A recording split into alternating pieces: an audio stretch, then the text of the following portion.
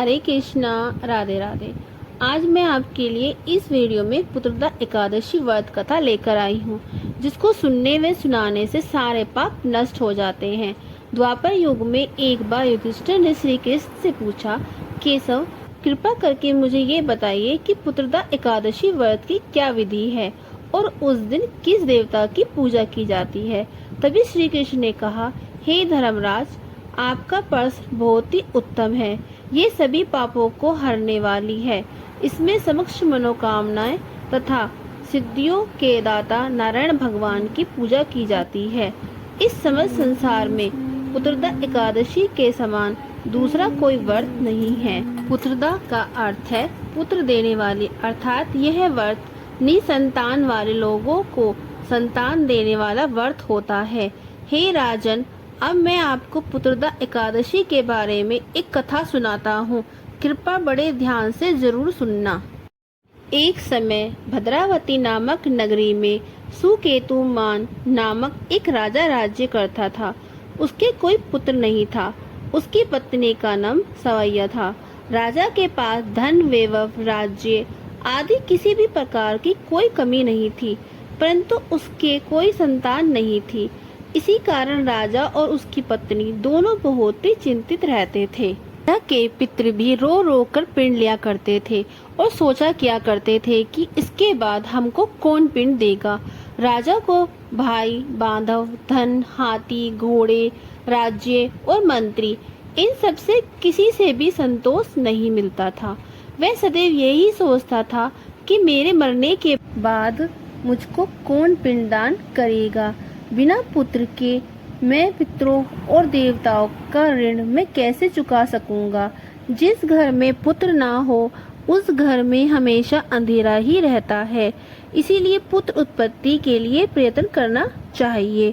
जिस मनुष्य ने पुत्र का मुख देखा है वह धन्य, उसके इस लोक में यश और परलोक में शांति मिलती है, अर्थात उनके दोनों लोक सुधर जाते हैं। पूर्व जन्म के कर्म से ही इस जन्म में पुत्र, धन आदि प्राप्त होता है। राजा इसी प्रकार रात दिन चिंता में लगा रहता था।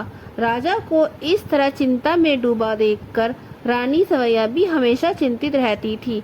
एक दिन राजा चिंता में इतने मगन हो गए कि उन्होंने अपने प्राण त्यागने का निश्चय किया, लेकिन आत्मघात को महान पाप समझकर ऐसा नहीं किया। वे अपना अश्व लेकर सोच विचार में डूबे हुए जंगल की ओर चले गए। वहां पर अनेकों प्रकार के पक्षियों और पेड़ पौधों को देखते हुए राजा आगे बढ़ते जा रहे थे। वन में राजा ने हाथी को अपनी मादा व बच्चों के साथ घूमते देखा। हिरण को भी अपनी मादा व बच्चों के साथ देखा। इससे देखकर राजा सोच में पड़ गए कि मैंने कई यज्ञ किए, ब्राह्मणों को भोजन कराया, फिर भी मुझे निसंतान होने का दुख प्राप्त हुआ। मैं क्या करूं? ऐसा सोचते हुए वह जंगल में चलते रहे। आधा दिन बीत जाने के बाद राजा भूख प्यास से व्याकुल थे। पानी की तलाश में भटकते हुए वह एक सरोवर की तरफ गए। उस सरोवर में कमल पुष्प खिले हुए थे तथा बत्तखें विरह कर रही थी। तब राजा ने देखा तो सरोवर की एक ओर मुनियों का आश्रम बना हुआ था। उसी समय राजा की दाहिनी आंख फड़कने लगी। तभी राजा ने इसको एक शुभ संकेत समझा और घोड़े से उतरकर उन ऋषियों के आश्रम में जाने लगे।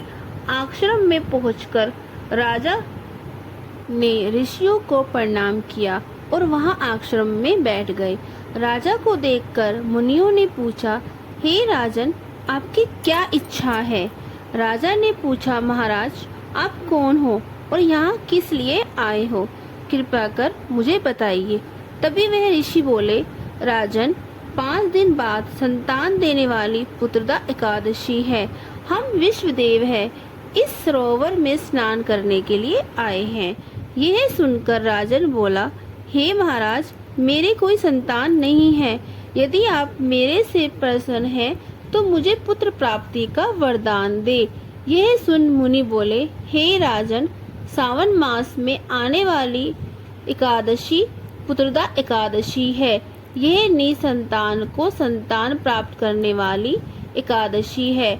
आप इस दिन अवश्य पुत्रदा एकादशी का व्रत करें और भगवान की कृपा से आपको पुत्र की प्राप्ति होगी। मुनियों के वचनों को सुनकर राजा को संतोष हुआ और उसने महल में जाकर रानी सवैया को सब कुछ बता दिया और पुत्रदा एकादशी के दिन राजा और रानी ने पुत्र प्राप्ति की इच्छा से पूरी विधि विधान से पुत्रदा एकादशी का व्रत किया और द्वादशी के दिन पारण किया।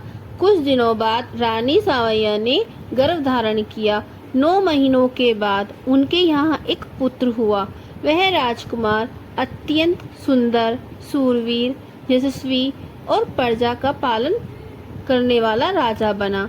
भगवान श्री कृष्ण बोले, हे कुंती नंदन, पुत्र की प्राप्ति के लिए पुत्रदा एकादशी का व्रत करना चाहिए। जो मनुष्य पुत्रदा एकादशी के महत्व को सुनता व सुनाता है, वह सांसारिक सुखों को भोगकर अंत में स्वर्ग लोक को प्राप्त करते हैं।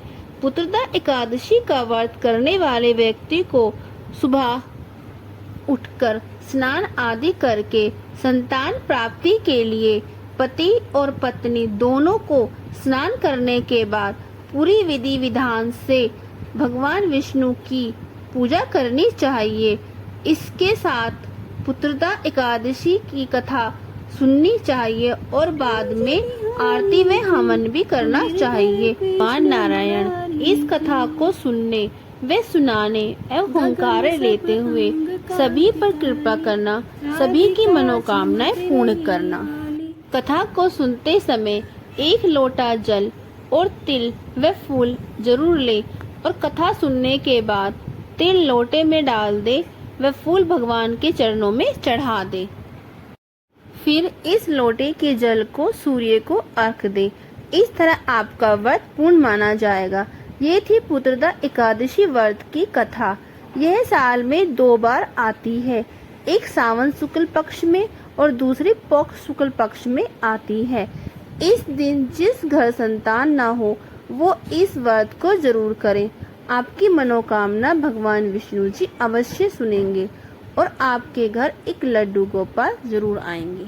तो चलिए जानते हैं पुत्रदा एकादशी कब है, व पूजा का शुभ मुहूर्त व पारण का समय क्या होगा।